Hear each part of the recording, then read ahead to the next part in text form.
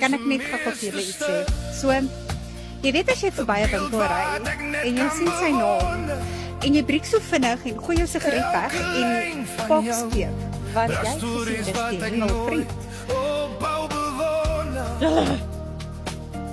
Jy's 'n meesterstuk, Ek weet nie wat om te sê. kunswerk wat die hemel self beskryf.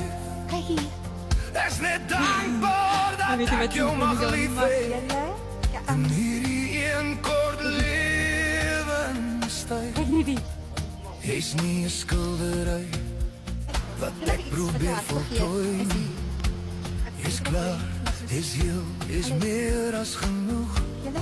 Ek's net die man wat stil staan en kyk hoe jou siel so sonlig oor my vloei. En ek het nooit geweet dat liefde so kan wees. So genoeg, so wil nie. Hoeveel so dan Om iemand raak te I sien don't know.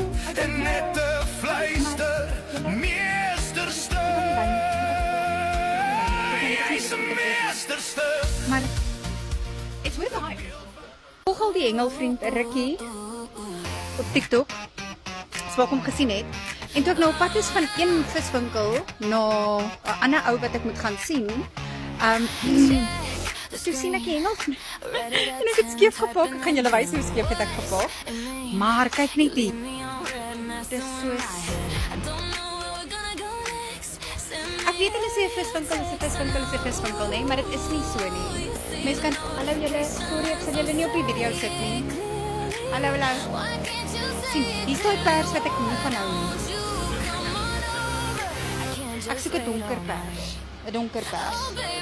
En mens kry nie donker pers nie. Jy het dit geweet. Soos nie eens daai nie. Dis nie wat ek bedoel nie.